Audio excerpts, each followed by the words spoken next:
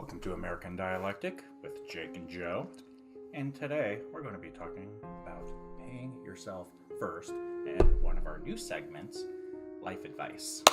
So, Joe, what do people mean, especially financial advisors, mean when they say pay yourself first? It's a great question, and it's actually, in my opinion, what separates the wealthy from the poor. So, let's say you make $800 every 2 weeks, right? $400 a week. You got $600 in bills, right? Mm-hmm. So you got this extra $200 worth of fat every 2 weeks. What are you going to do with it, right? The very first thing you should do anytime you get money is take 10% and put it in an account. Of the whole 800 or? Yeah, of the whole, I mean, I would say that those types of decisions should come based on your financial situation. I mean, if you're broke, if you have $800 every 2 weeks, you make $800 every 2 weeks, and you got $1,000 going out every 2 weeks, it's not really a feasible option. Mm-hmm. You need to expand your income or decrease your outgoing. But that being said, assuming that you have some type of healthy balance like this, where you have $200 in fat every 2 weeks, the very first thing you should do is pay yourself.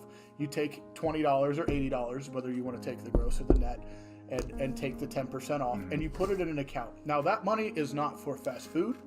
It's not for water. It's not for diapers. It's not for anything. It's not for your pleasure. It's not to save to buy a car. It's not, all that is separate money. Okay. This money is to sit in that account and grow.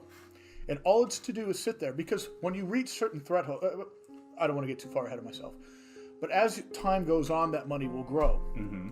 You can pay attention to how it grows and wait for certain thresholds to hit. Now, let's say you're an entrepreneur. You know what I mean? Mm-hmm. At heart, you're working hard, but you want to start this business because you're the best damn mitten knitter that ever lived, and you want to start grandma's mittens online, right? Mm-hmm. That all takes money. Everybody knows that any business takes money. So, but what you can do is save up that money, and when you're ready, you know, let's say it's $2,000 to get the web designer to build the website and, you know, whatever, all the other things, you have that money available. Now, your money, paying yourself, is money for you. It's not money that you ever give to anybody else. That is your literal money. And if you use it, it should be to make you more money. Mm-hmm. So remember, like, say you had a $3,000 after saving, you spent $2,000 to get this business running. The first $2,000 that comes back should go back into that account. Mm-hmm. That is your money. It's your wealth. It is the dollar denotation that you can attach to yourself to tell yourself what you are worth. Mm-hmm. There's a lot of good reasons for this.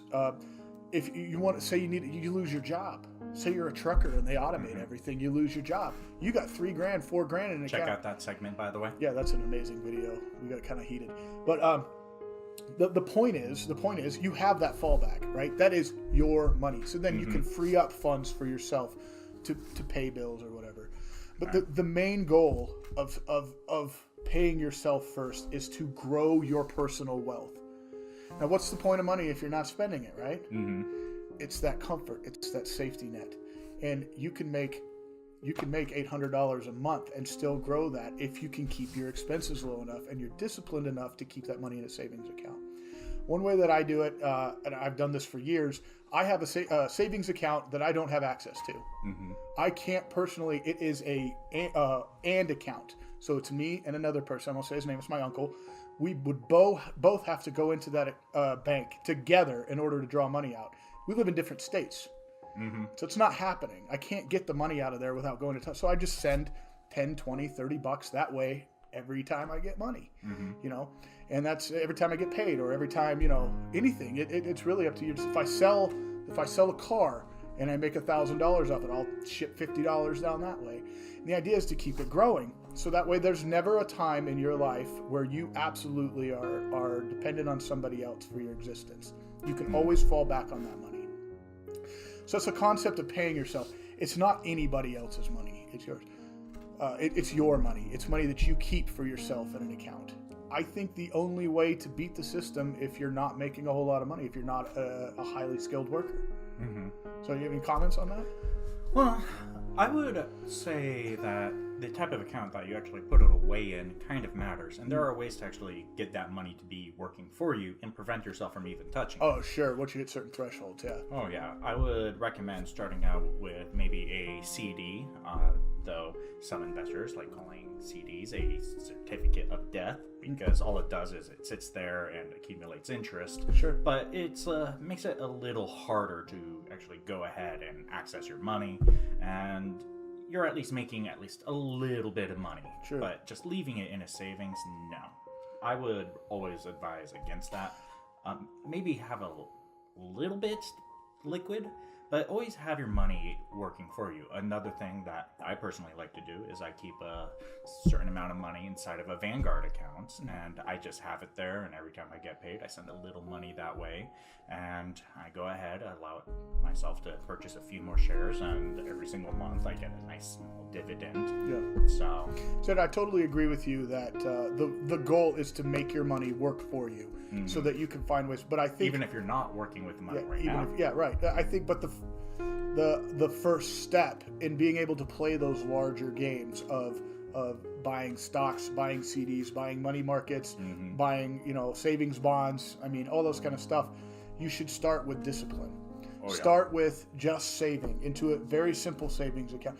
So mine, once we hit $2,500, which is in Arizona when we have to start paying taxes on it, he takes out $800 and puts it into a savings bond. And those savings bonds, so far, it's 7 years. So far, the first one hasn't matured since I've been doing this. So, but as they mature, they gain interest and cash. They're going to just be reinvested into savings bonds. And that's a great way to not have to pay taxes on money that you're saving. Now, that being said, I don't want it to be that kind of stuff the primary focus of this. The goal is you need to be saving. And most people don't know why. They don't know why they should be saving. And it's basically just to get yourself to the next level. Because you already work hard. Now, you got to find a way to make the money that you earn from that work hard for you as well, so that you can step up. Whether it's starting a business, investing, all of them are great options. We could do another video on that sometime too.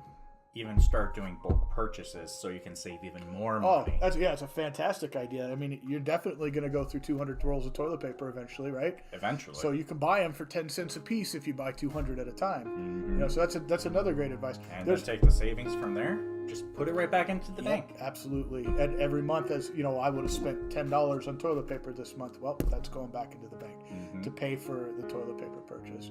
So there's a lot of great reasons for it. Purchasing power, like you said, starting a business, finding better ways to save to make your money work for you. All of these are great ideas. So that would be my personal life advice for this episode today. Anything to add? Beyond making sure you diversify where you put your money and making sure that your money's working for you, no, I think this is a good cover. I think that's a fantastic idea, and I think next week we should do an episode on just that. Very good. Let's do it. Fantastic. Hey, thanks, Jake. Thank you guys for coming. Thank you. See you next time.